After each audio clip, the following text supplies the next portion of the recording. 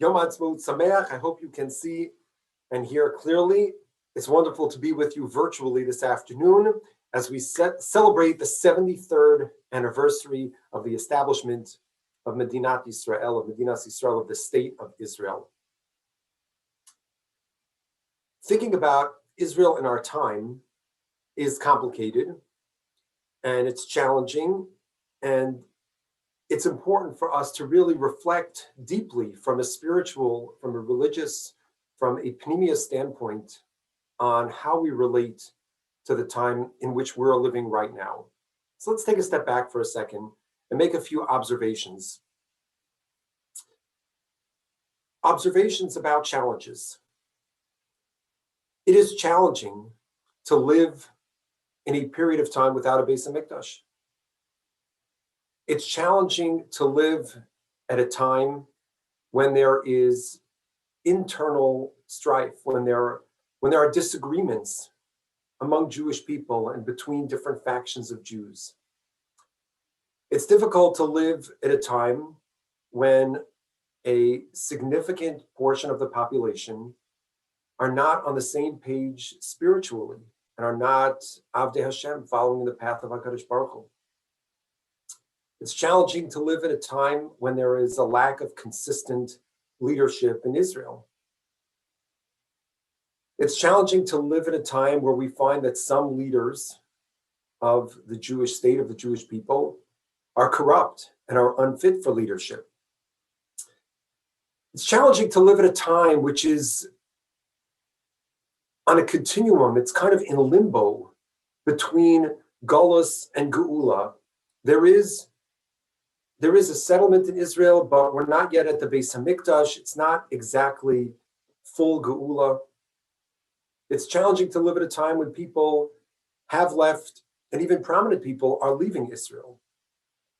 It's challenging to live at a time which is punctuated by periodic Yeshuos by HaKadosh Baruch Hu, by God expressing himself openly periodically and then disappearing, and Jewish people struggling and being buffeted by international challenges.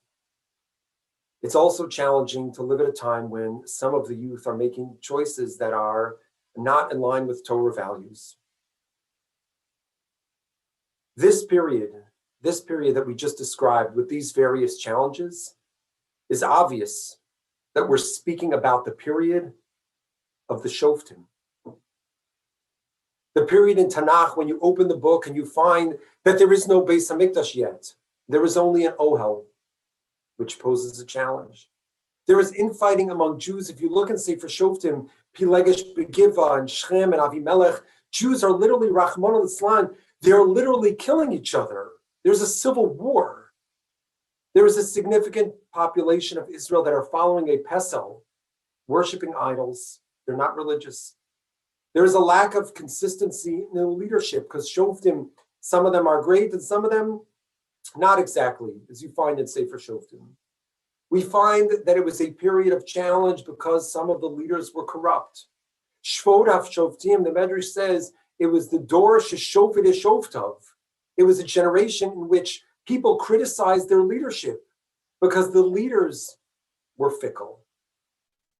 It was complicated in that there was a limbo state. We weren't at yet what we call Menucha v'Nachala. We weren't in Yerushalayim in the Beis HaMikdash, but we were living in Israel. We were settled.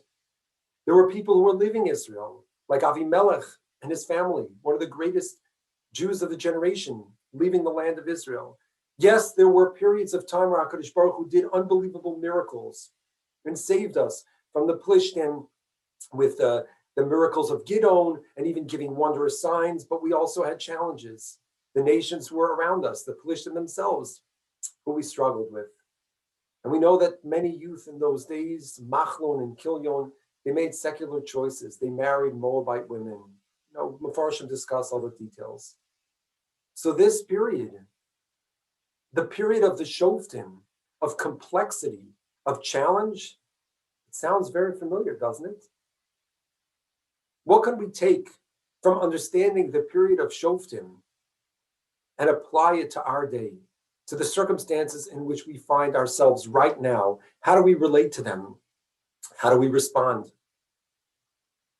So perhaps the book that we are going to read in a few weeks on Shavuos, the book of Rus, gives us some meaningful and important direction.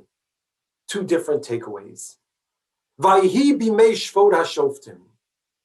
It was during those heady days of the Shvod HaShoftim, where there were Shoftim, there were different leaders, different governments that were being formed and then formed. And those governments were sometimes challenged, Shvod HaShoftim. And then there was an economic crisis. There was Rav Ba'aretz, there was difficulty, there were people leaving. And what do we have? We have a story of Chesed.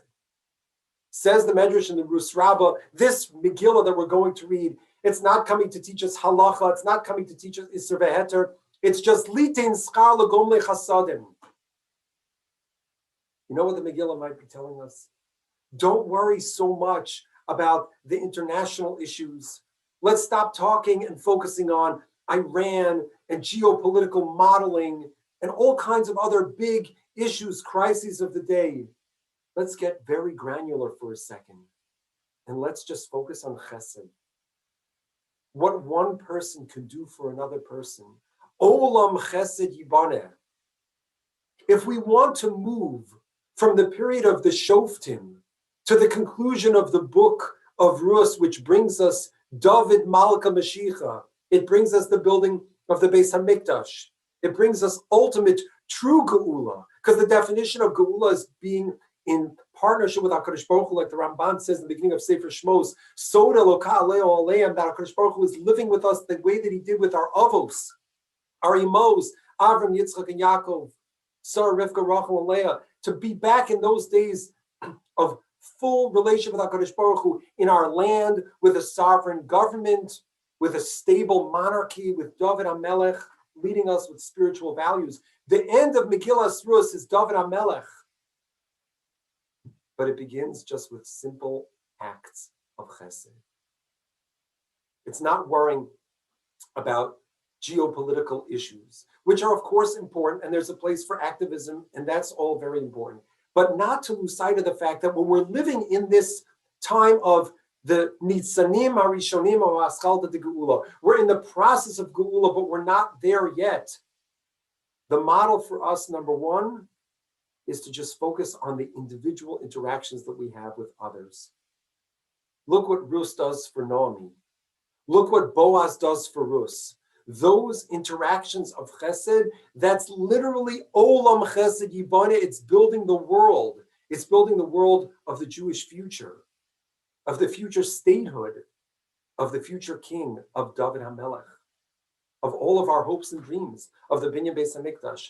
It starts with a story of a woman who's traveling and who's struggling, and who comes back and who does a chesed for an older woman, and a gentleman who didn't need to pay attention to someone else who was just on the periphery of society and on the periphery of the field, and he brought her into the center, and he does a chesed for her.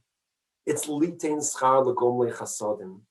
Perhaps one takeaway, number one, if we want to further the geula, is instead of focusing on the geopolitical, on the Shvod HaShoftim, it's to look locally at our nuclear interactions with others. Not the nuclear reactor, but the nuclear family, the nuclear community. Who is it with whom we interact, who's in our sphere of influence, with whom we can share a chesed?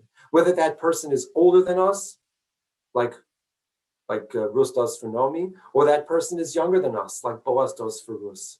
Creating that chesed, olam chesed yibaneh, could take us one step closer to Mashiach Tzidkenu. That's number one. That's ba'olam hamaisa, on the level of the practical, of what we can do physically. But there's also in the olam of machshava, in our attitude, in our feeling. We look at HaKadosh Baruch Hu and we say, Ribbon Shalom, it's so complicated now. It's so challenging. These are so many issues. And you know what he says to us? Look at the book of Rus and have hope. Sipisa Yeshua. Hope and realize that the salvation will come, even if it doesn't come in this generation or the next.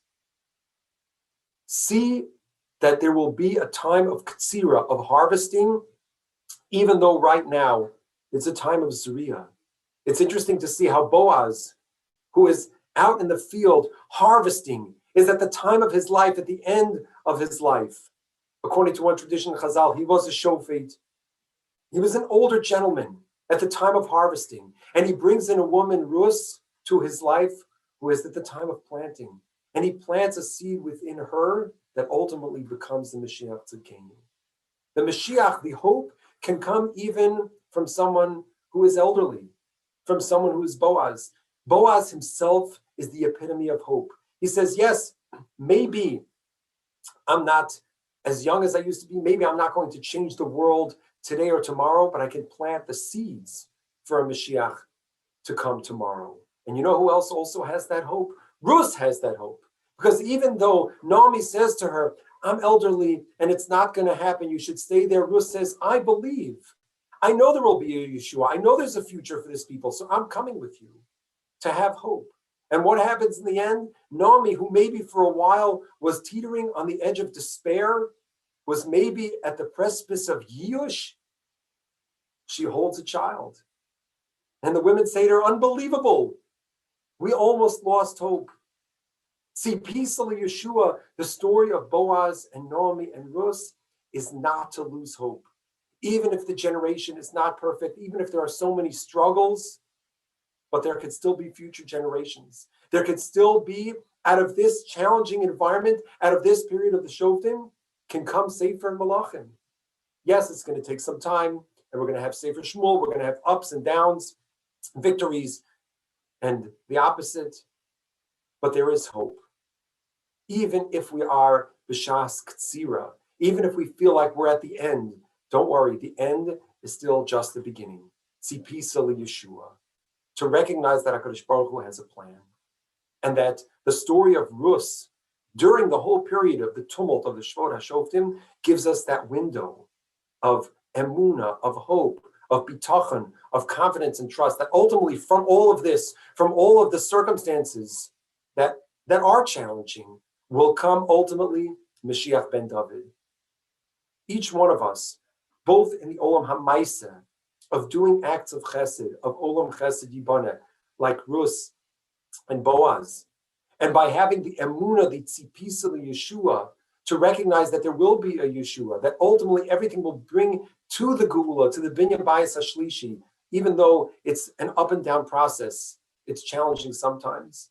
It can help us strengthen ourselves in how we interact with others in the Olam HaMaisa, and also in our inner, our Ben Adam Le'atzmo, and our confidence to celebrate this Yom Haatzmaut, to recognize that despite all of the various complications, we are in a path that is leading us in Yirtzeh Hashem to Sefer Malachim, to the Geula Shlema b'Mehera v'Yameinu.